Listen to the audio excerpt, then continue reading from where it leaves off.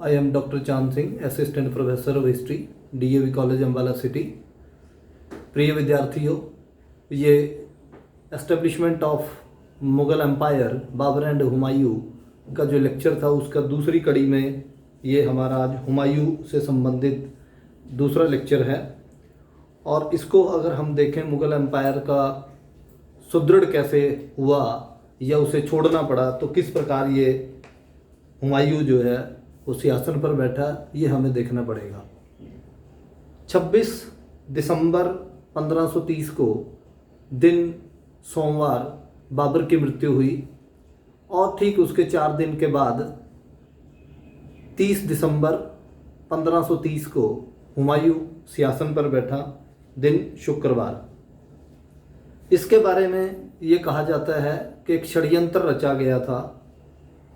बाबर के वज़ीर, जिसे बाद में वकील भी कहा गया, यानी प्रधानमंत्री जिसको बोलते हैं, उसका नाम था निज़ामुद्दीन अली मोहम्मद खलीफा। उसने बाबर के बहनोई मेहंदी ख्वाजा के साथ मिलकर षड्यंत्र किया और ये कहा गया कि मेहंदी ख्वाजा जो है वो शासक बनेगा। लेकिन उस षड्यंत्र का पता लग गया हुमायूं को और हुमायूं ने उस षड्यंत्र को फेल किया, जिसमें 4 दिन लगे हैं। इसका वर्णन बाबर की पुत्री गुलबदन बेगम अपने ग्रंथ हुमायूं नामा में भी करती है। जैसे ही हुमायूं सिंहासन पर बैठा तो उसके सामने और भी कई समस्याएं जो थी वो सामने आई उसके। लेकिन इससे पहले, इसकी समस्याओं से पहले अगर हम देखें इसके बारे में कि इसका जन्म जो है, बाबर के बड़े पुत्र का जन्म जो है वो 1508 में काबुल में हुआ 6 मार्च को। और उसके पिता जहीरुद्दीन मोहम्मद बाबर, माता का नाम माहिम बेगम। और बाबर ने जैसे कि एक शहजादे का शिक्षा दीक्षा का एक जो पैटर्न था, उसी के अनुसार उसे शिक्षा दी गई। अरबी, फ़ारसी, तुर्की का ज्ञान कराया गया। इसके अलावा हुमायूं को खुद गणित, दर्शन और ज्योतिष में बड़ा इंटरेस्ट था उसका। इसके अलावा उसे युद्ध कला जो है अपने पिता बाबर से ही उसने सीखी और पानीपत व खनवाओं के युद्धों में महत्वपूर्ण भूमिका भी उसने निभाई।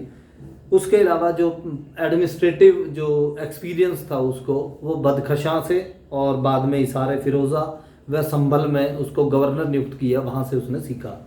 तो ये एक, जब 1530 में हुमायूं भारत में आगरा में अपने सिंहासन पर बैठा, तो ये उसकी यहाँ तक की जीवन यात्रा थी।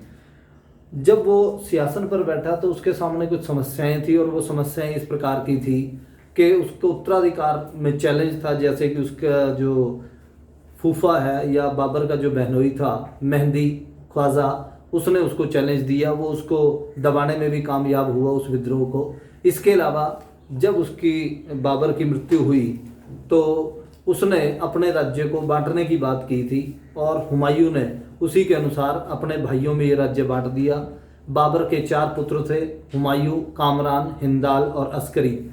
अब कामरान को काबुल का और कंधार का क्षेत्र दिया गया। हिंदाल को जो क्षेत्र था वो मिला मेवात का, आगरा और दिल्ली के बीच का क्षेत्र था। इसके अलावा अस्करी को संभल का इलाका दिया गया। तो ये उसका राज्य बटा। एक तो ये उत्तराधिकार की समस्या उसके सामने थी। इसके अलावा उसके जो और भी कई चचेरे भाई थे, जैसे कि सुलेमान मिर्ज़ा, सुल्तान मिर्ज़ा और एक उसका बहनोई है जमान मिर्ज़ा। ये लोग भी उसको बार बार चैलेंज देते रहते हैं और उसकी शक्ति को कम करने की कोशिश करते हैं। तो इस प्रकार से ये कुछ समस्याएं जो थी उसे उत्तराधिकार में मिली। और अब कुछ समस्याएं उसने खुद भी, वो रिस्पॉन्सिबल था उनके लिए। जैसे कि सही समय पर निर्णय न कर पाना हुमायूं की एक सबसे बड़ी रिस्पॉन्सिबल था। वो अपनी कमियों की वजह से, जिसे शेर खान ने उसे भारत से बाहर निकाल दिया था। एक योजनाबद्ध जीवन जीने का अभाव था उसमें। आरामप्रस्त जीवन भी है, अफीम खाने की उसकी आदत है और कुछ अन्य कमजोरियां हैं, जैसे कूटनीतिज्ञ न होना या इसके अलावा अपने दूतों का चयन ढंग से ना कर पाना। तो ये सारी कुछ कमियां या खुद की उसकी सेल्फ रिस्पॉन्सिबिलिटी भी थी, जिसकी कमी की वजह से 1540 में शेर खान ने उसे भारत से बाहर निकाल दिया। तो ये हुमायूं के सामने कुछ समस्याएं थी।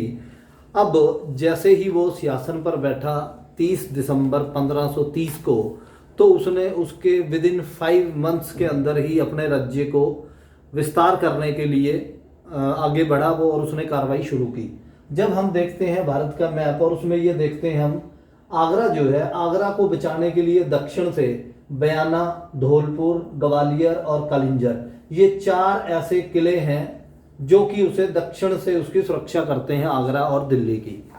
अब उनमें से जो कलिंजर का जो दुर्ग है वो प्रताप रुद्र, जो चंदेल वंश का शासक था, उसके पास था। इसने मई 1531 में ही उसके ऊपर घेरा डाल दिया। कलिंजर का बड़ा शक्तिशाली दुर्ग रहा है पूरे मध्यकाल में, उस पे ऊपर उसने घेरा डाला और लगभग 1 महीने तक घेरे के बाद चंदेल वंश के प्रताप रुद्र और हुमायूं के बीच में समझौता हुआ। उस समझौते में 12 मन सोना दिया गया प्रताप रुद्र की ओर से, और समझौता ये हुआ कलिंजर का किला प्रताप रुद्र पे ही रहेगा।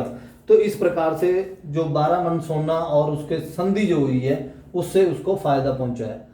इसके बाद कलिंजर के बाद उसने इसी अभियान के साथ साथ उसने चुनार के ऊपर भी धावा बोल दिया। जिस समय शेर खान जो है उसका पुत्र जलाल खान इस किले में है और खुद शेर खान जो है इस किले से दूर है।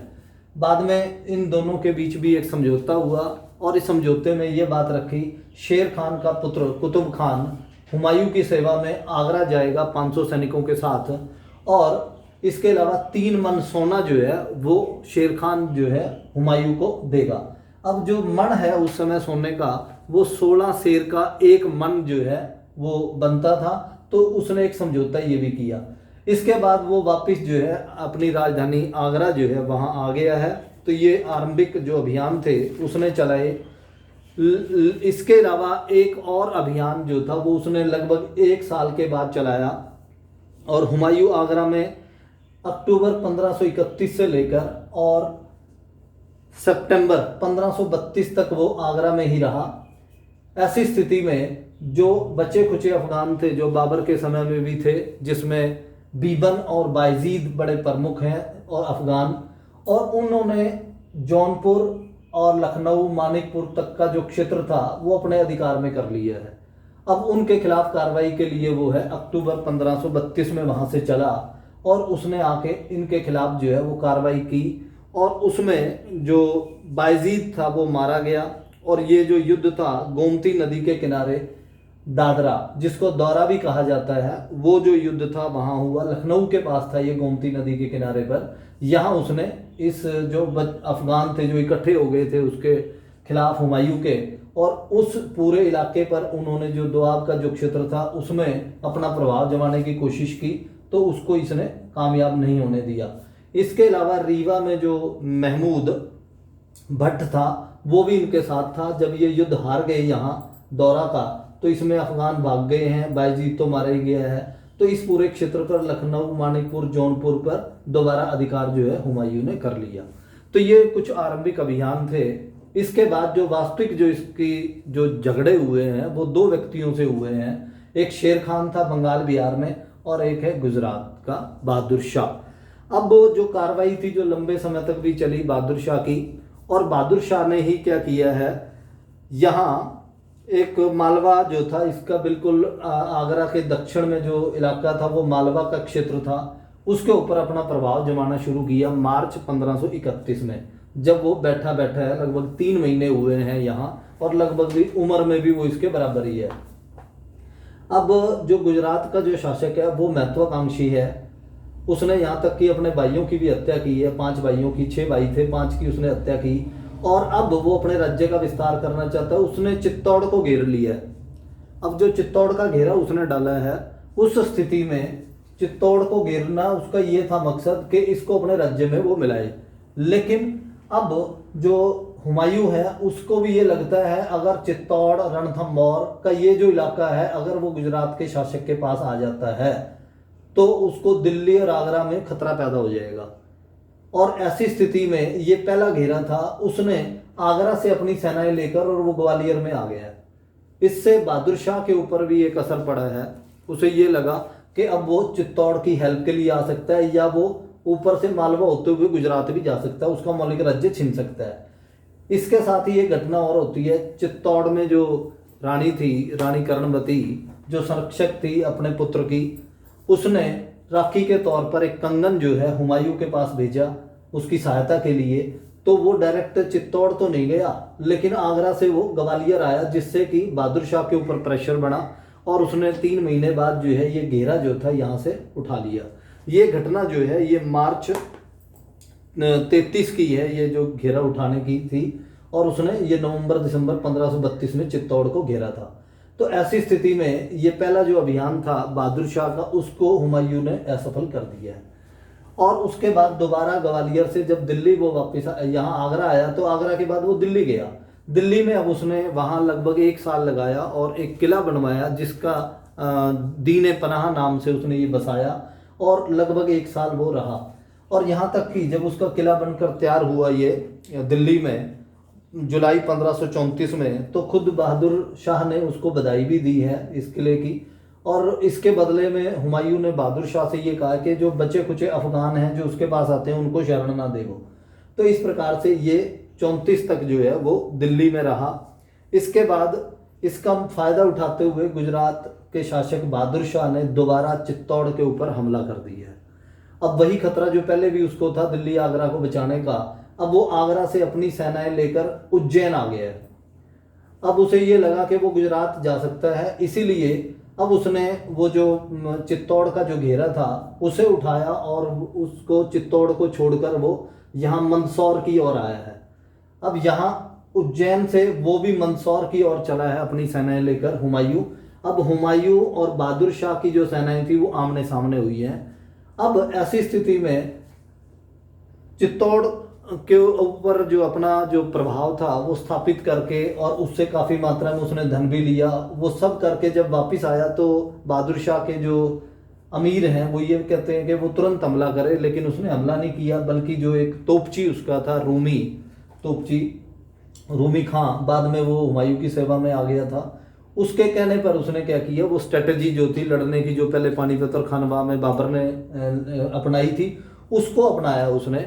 अब इस पूरी स्थिति को बांप लिया है हुमायूं ने, और हुमायूं की जो पहली झड़प हुई तो हुमायूं के सैनिक उसमें तितर बितर हो गए हैं, हार गए हैं। अब क्योंकि हुमायूं जो है वो अफगान तो है नहीं, हुमायूं जो है वो बाबर का पुत्र है और उसे तुलगमा पद्धति भी पता है, उसे रूमी तोपखाने का पूरा ज्ञान है, उस पूरी पद्धति का ज्ञान है उसे, कैसे बैलगाड़ियों को जोड़ा जाता है, कैसे युद्ध किया जाता है। उसने अपने सैनिकों को ये कहा कि मंदसौर में जो स्ट्रेटजी उसने लगाई हुई है बहादुर शाह ने, उसके नज़दीक भी नहीं फटकना।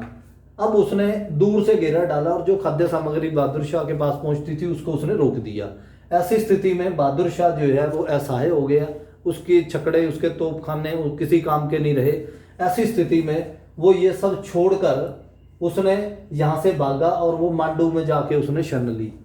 अब जब वो मांडू में गया तो उज्जैन से, अब मांडू यानी उज्जैन में था पहले हुमायूं, फिर वो मंदसौर में था, अब उसने पीछा किया मांडू की तरफ और वो मांडू उसके पीछे पीछे पहुंच गया है। अब जब बहादुर शाह को ये पता लगा कि हुमायूं उसका पीछा कर रहा है, उसने मांडू छोड़कर वो चंपानेर चला गया। हुमायूं ने शीघ्र ही मांडू पर अधिकार कर लिया और उसने वहां 3 दिन तक उसको अपने अधिकार में किया। 3 दिन तक लूटमार करने का भी उसने आदेश दिया और साथ ही मांडू जीतने के साथ साथ वो चंपानेर में उसने बहादुर शाह का पीछा किया। अब जैसे ही वो चंपानेर में गया तो चंपानेर में भी वहां से बहादुर शाह अपने किले को अपने विश्वस्त लोगों के पास छोड़कर खंबात की तरफ भाग गया है। अब हुमायूं भी उसका पीछा करते हुए खंबात गया है। अब खंबात में भी उसने लूटमार की और उसके अलावा जब बहादुर शाह को ये पता लगा कि खंबात में उसके पीछे है तो वो दौड़ गया है पुर्तगालियों के पास दीव में। अब दीव में उसका पीछा उसने नहीं किया, खंबात चंपानेर ये सब उसने जीत लिए हैं। खंबात से वो वापस जब चंपानेर में आया तो उसे पता लगा कि वो जो बहादुर शाह के किलेदार हैं उसको हराने में इसकी सेना कामयाब नहीं हुई है। उसने उसकी रसद काटी पहले, सबसे पहले, और बाद में चंपानेर को भी उसने अपने अधिकार में ले ली। यहाँ इतनी अधिक मात्रा में उसे सोना चांदी जवाहरात जो है प्राप्त हुए हैं कि हुमायूं ने अपने हर सैनिक को एक एक सोने के थाल जो है भर के दिए और जवाहरात दिए। तो इस प्रकार से मांडू की लूटमार और चंपानेर से अधिक मात्रा में हुमायूं को पैसा मिला और उसके सिपाहियों में उसने वो बंटवाया। तो ये दक्षिण का गुजरात जो था उसे जीतने में हुमायूं कामयाब हुआ है। और उसके बाद उसने अपने भाई अस्करी को यहाँ का प्रभारी बनाया, उसके साथ हिंदू बेग को उसने रखा, हिंदू बेग भी उसकी सहायता करता है। इसके बाद जो हुमायूं का एक प्रधानमंत्री है, मुखिया उसका था, वजीर, वो अहमदाबाद में है, इमादुल मुल्क। हुमायूं ने इस पूरे इलाके से रेवेन्यू कलेक्शन नहीं किया, बल्कि जो इमादुल मुल्क है उसने ये रेवेन्यू कलेक्शन करता रहा और धीरे धीरे अपनी जो सेना थी उसको 10,000 से 30,000 तक उसने पहुंचा दिया और अपनी स्थिति को मजबूत कर लिया। अब हुमायूं और अस्करी और जो दूसरे उसके साथी थे, उन लोगों ने अटैक किया अहमदाबाद पर। ये अहमदाबाद भी उसका जीत लिया गया था, लेकिन बहादुर शाह की शक्ति पूरी तरह खत्म नहीं हुई। बहादुर शाह ने दोबारा अपना अभियान सूरत से शुरू किया, उसने बड़ौद जीता, उसके बाद फिर वो खंबात जीता, फिर इस पूरे इलाके से उसने बाद में इनको निकाल दिया। तो इस प्रकार से ये गुजरात में अस्करी को सौंप कर गया वो। अब हुमायूं स्वयं मांडू आया और मांडू में उसने लंबे समय तक रहने की उसने सोची, और आगरा से जो स्त्रियां थी उनको भी मांडू ही उसने बुला लिया। अब जब दोबारा यहाँ संघर्ष जो था अस्करी के और बहादुर शाह के बीच में हुआ, तो उसमें अस्करी उसके सामने टिक नहीं पाया।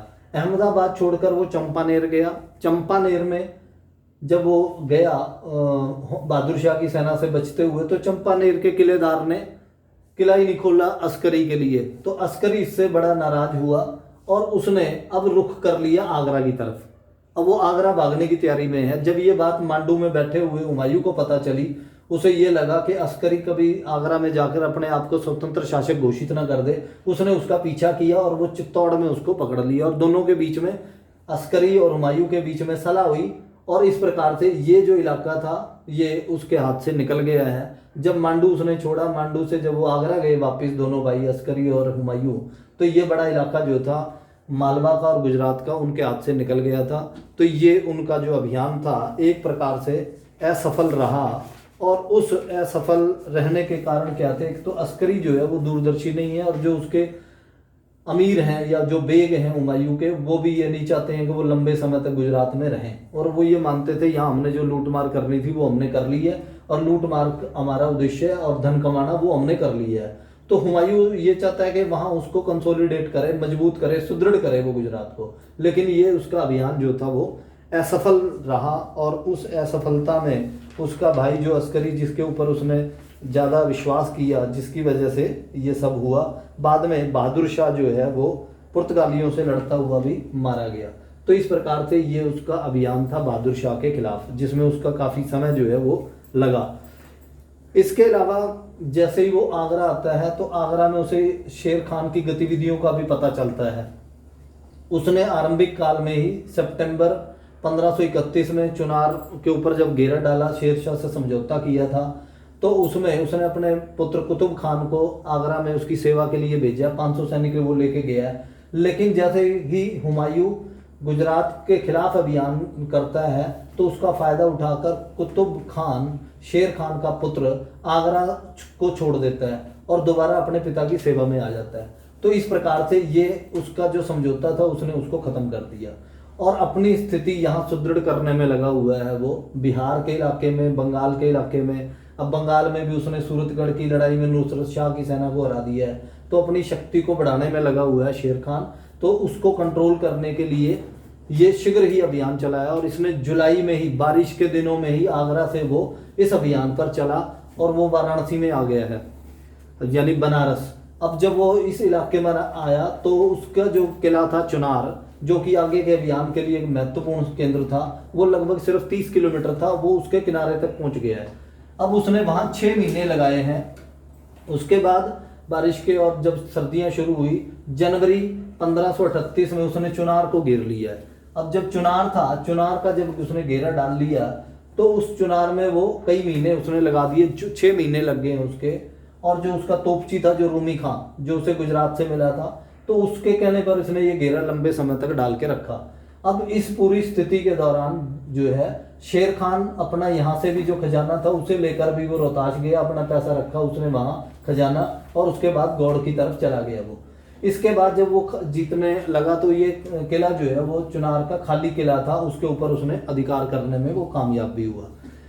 ऐसी पूरी स्थिति में जो उसकी स्ट्रेटजी थी हुमायूं की, वो ये चाहता है कि बंगाल को जीतकर, क्योंकि बंगाल समृद्धशाली क्षेत्र था प्राचीन काल से ही, और मध्यकाल में भी जो भी शक्तिशाली राजा है उसके दिमाग में ये रहती है हमेशा बात कि बंगाल और गुजरात दो क्षेत्र जीते जाएं, क्योंकि व्यापारिक केंद्र थे, ये बंदरगाहें थी, विदेशी व्यापार होता है, अधिक मात्रा में चुंगी और धन जो है वहां से प्राप्त करके नॉर्थ इंडिया में एक मजबूत राज्य की स्थापना कर सकते हैं। तो इसी ख्याल से उसने बंगाल के ऊपर भी अधिकार स्थापित करने का जो उसका एक सोच थी।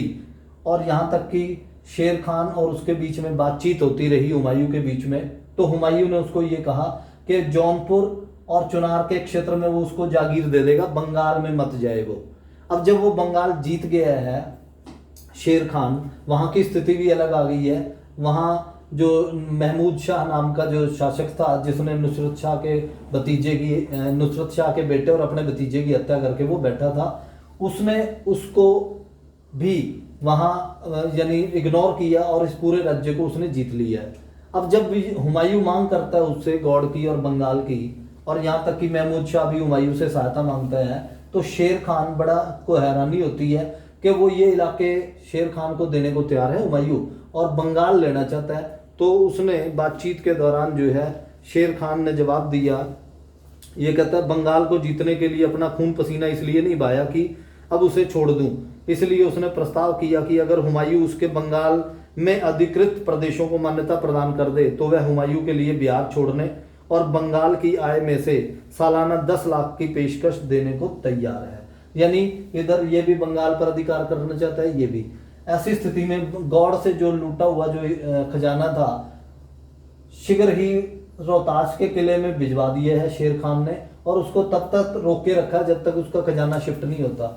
अब जब वो यहाँ हुमायूं प्रवेश करता है गौड़ में, इतने में ये गौड़ में भी यहाँ खाली करके अच्छी किस्म की अफीम, शेर खान को पता है कि जो हुमायूं है उसको अफीम बड़ी पसंद है, तो जब वो गया तो गौड़ में कई दिन तक उसने अफीम का सेवन किया और बड़ी अच्छी किस्म की अफीम थी। और वो कहता है कि ये गौड़ नाम नहीं, इसका नाम जन्नताबाद रखो बल्कि।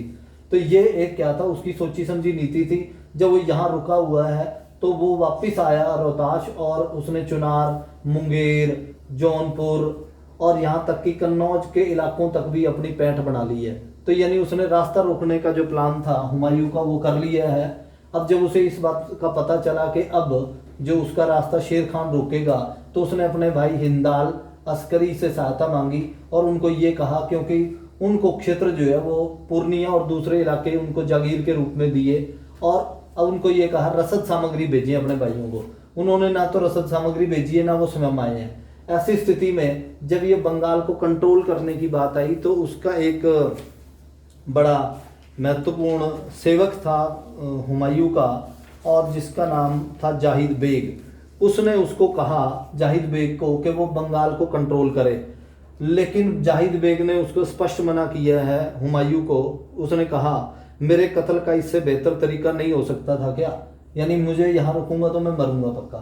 तो इससे वो नाराज हुआ और उसको मौत की सजा दी है।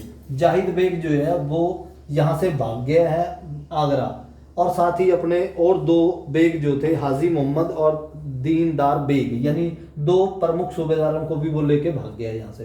तो इस प्रकार से उसकी सेना जो थी अब वो भी कम हो गई है, और उसके जो विश्वसनीय व्यक्ति थे वो भी कम हुए हैं।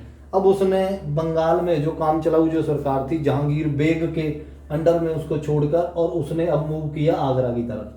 अब जब वो आगरा की तरफ आया तो इस पूरे रास्ते में जो बिहार और उत्तर प्रदेश के बीच का जो इलाका था, जिसमें घाघरा और गंगा नदी और कर्मनासा, ये सारी जो ये एक एंट्री पॉइंट था बिहार और बंगाल की तरफ आने का, उसने वहाँ उसका रास्ता रोक लिया है।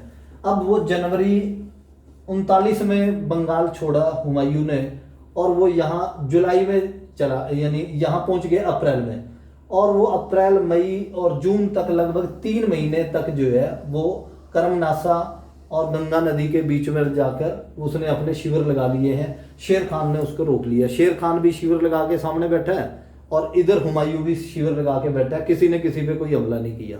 शेर खान इनके तोपखाने को खत्म करना चाहता है, इसीलिए वो इस मौके की ताक में है कि कैसा मौका आए, और वो मौका क्या था, बारिश का।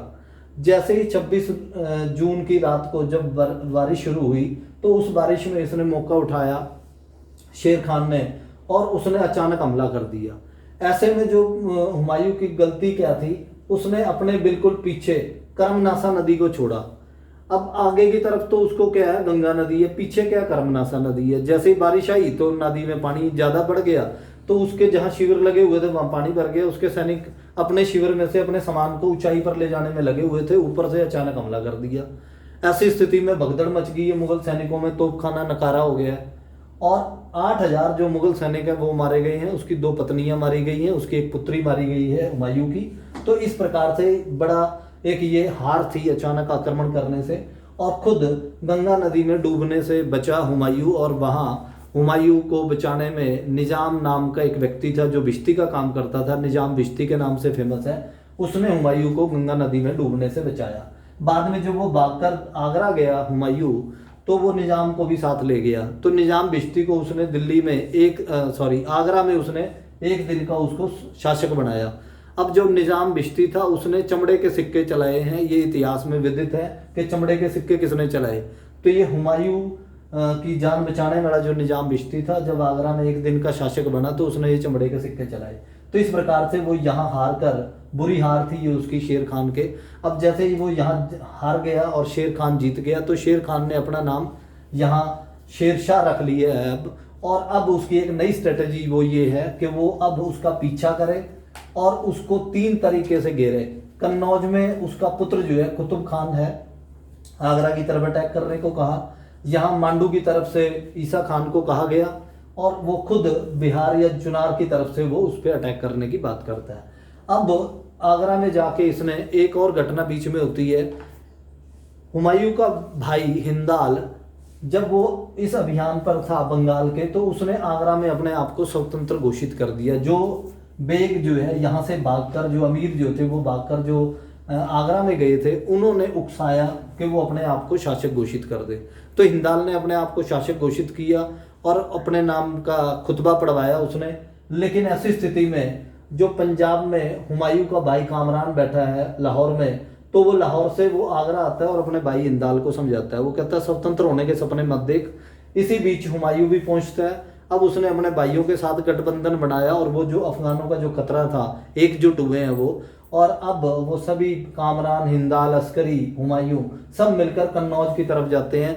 और पहला जो संघर्ष था वो कुतुब खान के साथ होता है। कुतुब खान उस लड़ाई में मारा जाता है। अब इनकी जो संख्या थी सेना की वो भी 90,000 हो गई है, पासा भी पलट गया है।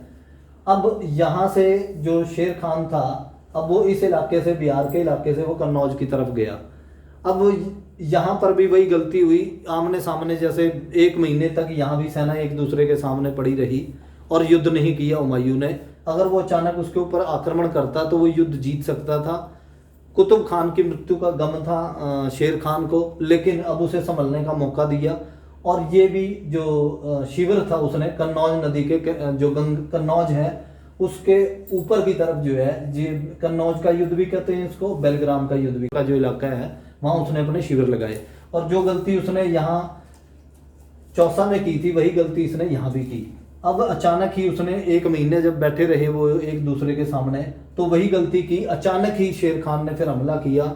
ऐसी स्थिति में जो उसका भाई था कामरान और सुलेमान मिर्जा, वो पहले ही भाग गए। हिंदाल अस्करी के साथ लड़ा मिलके हुमायूं, और उस युद्ध में वो बुरी तरह हार गया है।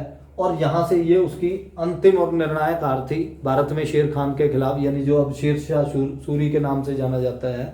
और इस युद्ध में जो उनकी हालत हुई, कुछ हिस्टोरियन हैं जैसे कि अब्बास खान शेरवानी जिसने तारीख फिरोजशाही लिखी है, वो भी हुमायूं के इस प्रशंसा करता है, वो भी युद्ध में सेनापति के रूप में। और इसके अलावा उसकी वीरता के साथ साथ जो उसी का एक और उस समय का लेखक है और खुद हुमायूं की सेना का कमांडर भी है, जिसका नाम था मिर्जा हैदर दौगलत, उसने तारीख रसीदी लिखी है। वो भी प्रशंसा तो करता है हुमायूं की, लेकिन सेनापति के तौर पर उसकी प्रशंसा नहीं करता। और वो लिखता है तारीख रसीदी में इस कन्नौज या बेलग्राम की लड़ाई के बारे में, इससे पहले कि तीर चले मुगल सैनिकों में इस प्रकार भगदड़ मच गई जिस प्रकार आंधी के आने से भूसा उड़ता है। ये उसने यहाँ इसके बारे में लिखा। अब वो जैसे ही हार गया तो शेरशाह ने उसका पीछा किया, तो वो आगरा दिल्ली होते हुए वो लाहौर चला गया। लाहौर में कामरान पहले ही पहुंच चुका था, उसने इसका कोई साथ नहीं दिया। उसके बाद वो सिंध चला गया। और सिंध से उसने दोबारा जोधपुर जो है, जो मेवाड़ का जो इलाका था, वहाँ मालदेव के पास शरण लेने की भी सोची है। जैसलमेर के शासक ने उसको बीच में रोकने की कोशिश की, और जब वो जोधपुर पहुंचा तो उसे ये लगा कि यहाँ वो पकड़ा जा सकता है, तो वापिस चला गया वो। ऐसी स्थिति में एक और घटना इसके साथ हुई है। इसने 1541 में हमीदा बानो बेगम से विवाह किया सिंध में, और उसके जब ये ऐसी स्थिति में घूम रहा था, उमर जो कोट था, इसको अमरकोट बोलते हैं वास्तव में, और वीर साल यहाँ का शासक था। और इस वीर साल ने हुमायूं को शरण दी, और यहीं पर ही अक्टूबर महीने 1542 में अकबर का जन्म हुआ, जो हमीदा बानो से उसका विवाह हुआ था 1541 में। तो इस प्रकार से ये उसको यहाँ पुत्र की प्राप्ति हुई। इसने थट्टा पर कई बार आक्रमण करने के, जीतने की कोशिश की। सिंध के शासक से भी उसने कोशिश की कि वो समझौता करे, लेकिन वो नहीं हो पाया। और अकबर के जन्म के बाद उसने ये सोचा कि वो अफगानिस्तान जाएगा, लेकिन उसके अमीरों ने, या जो बेग उसके साथ थे, उन्होंने उसको ये कहा कि वो ईरान का जो शासक है उससे वो समझौता करे, उससे बातचीत करे। ईरान के शासक से उसकी बातचीत हुई, और वो ईरान में उसने दिसंबर 1543 में अपना दूत भेजा। फरवरी 1544 में अब समझौता हुआ ईरान के शासक साहब तैमास्त शाह के साथ और हुमायूं के बीच में। अब उसने 14,000 की एक सेना दी और कंधार के ऊपर आक्रमण करने को कहा। अब कंधार में उसका भाई अस्करी है, जो हुमायूं का भाई है, उसने किला सौंप दिया थोड़ी सी लड़ाई के बाद, और ये कंधार का किला उसने ईरान के शासक को सौंप दिया है। इसके बाद अब वो काबुल की तरफ बढ़ा। काबुल कामरान के हाथ में था। अब जब कामरान के ऊपर उसने अटैक किया काबुल में, तो इस युद्ध में अकबर जो है उसका पालन पोषण काबुल में ही हुआ है, कामरान के पास। अब उसने, कामरान ने अकबर को किले की दीवार पे लटका दिया है। तो ऐसी स्थिति में अब समझौता कर लिया उसने, लेकिन कुछ दिन के बाद उसने फिर आक्रमण किया और काबुल को जीत लिया है। इसके बाद यहाँ कामरान के खिलाफ जो इसके बेग थे, उन्होंने कहा इससे छुटकारा पा कामरान से, तो इसलिए उसको पकड़ के अंधा कर दिया उसने अपने भाई के कामरान को, और उसको मक्का भिजवा दिया है। एक और दूसरी लड़ाई में हिंदाल भी मारा गया। तो इस प्रकार उसके दो बड़े जो, यानी जो उसके भाई थे, जो उसके काम में समस्या पैदा करते थे, अब वो नहीं रहे। अब उसके बाद में उसने कंधार भी जीत लिया था। कंधार, काबुल, बदखशा, इस पूरे इलाके को उसने जीत लिया। अब उसका जो अगला टारगेट था वो पंजाब को जीतने का था, दोबारा भारत में अपना साम्राज्य स्थापित करने का है। यहाँ भी भारत में परिस्थितियां बदल गई हैं। जो शेरशाह सूरी था, अब उसके उत्तराधिकारी कमजोर हो गए हैं। जो इस समय सिकंदर सूर था वो कमजोर हो गया है। तो अब उसने आक्रमण शुरू किया। सबसे पहले उसने इसमें पेशावर को जीत लिया है नवंबर 1554 में। इसके बाद फरवरी 1555 में वो लाहौर भी जीत चुका है। इसके बाद एक और लड़ाई होती है माछीवाड़ा में। अब आगरा से सिकंदर सूर अपने 2 सेनापतियों को भेजता है, प्रतिनिधि उसके तातर खान और अहबास खान। इनको हुमायूं हराने में कामयाब होता है। अगला एक और युद्ध सूर खान, जो सिकंदर सूर था, उसके और हुमायूं के बीच में हुआ। अब इसमें ये सरहिंद में ये लड़ाई हुई, और सरहिंद में वो उसको हराने में कामयाब होता है, और वो दिल्ली में प्रवेश करता है। 23 जुलाई 1555 को दोबारा भारत में आया, और मुगल साम्राज्य की उसने दोबारा नींव डाली, और जो द्वितीय अफगान राज्य था वो भारत में खत्म हुआ। तो इस प्रकार से ये वहां पहुंचा है जुलाई में। लेकिन लगभग 6-7 महीने के बाद ही, 6 महीने के बाद ही उसकी मृत्यु हो गई है हुमायूं की, दिल्ली में। अब वो जो दिल्ली में उसका जो किला था, उसके किले की जो पुस्तकालय उसका था, उसमें जब वो अध्ययन कर रहा था, और उसने अफीम भी खाई हुई है, तो जब उसे दोपहर की नमाज की अजान सुनाई दी, तो वो जब वो पुस्तकालय से बाहर निकला, तो बाहर निकल कर उसने ये देखा तो उसके पास छड़ी भी है। तो वो जब सीढ़ियों से उतरने लगा तो वो फिसल गया है वहाँ से, और उसको चोट लगी है, और वो घायल हुआ है। बाद में उसकी मृत्यु भी हुई है। तो इस प्रकार से अब हुमायूं जो था, 24 जनवरी 1556 को मृत्यु हुई उसकी। अब इसकी मृत्यु के बारे में कुछ हिस्टोरियन हैं, वो ये बताते हैं, लेन पुल खास तौर पर लिखता है उसके बारे में, वह जीवन भर ठोकरें खाता रहा, और ठोकर खाकर लुढ़कते हुए ही उसके जीवन का अंत हो गया। यह मात्र उसके जीवन के साथ ही नहीं, बल्कि उसके मृत शरीर के साथ भी हुआ। हुमायूं को पहले दिल्ली में दफन किया गया सामान्य जगह, बाद में अकबर ने जो हुमायूं का मकबरा है उसमें दफन करवाया। 18वीं सदी में उसको सरहिंद में दफनाया गया। बाद में उस सरहिंद से भी उसके अवशेष निकालकर फिर दिल्ली में दफन किया। तो इसलिए लेन पुल कहता है कि उसके शव के साथ भी इस तरीके का कार्य जो है वो हुआ है। तो ये उसका जीवन था हुमायूं का कि वो इसे दोबारा इस्टेब्लिश करने में कामयाब हुआ है। तो ये आरंभिक जो एक स्थापना थी मुग़लों की भारत में, जिसमें बाबर का था और हुमायूं का था। तो ये हमारे दो जो व्यक्ति थे, हमने उनके बारे में पढ़ा। तो आशा है आपको ये सारे पॉइंट क्लियर होंगे। थैंक यू, धन्यवाद, थैंक यू वेरी मच।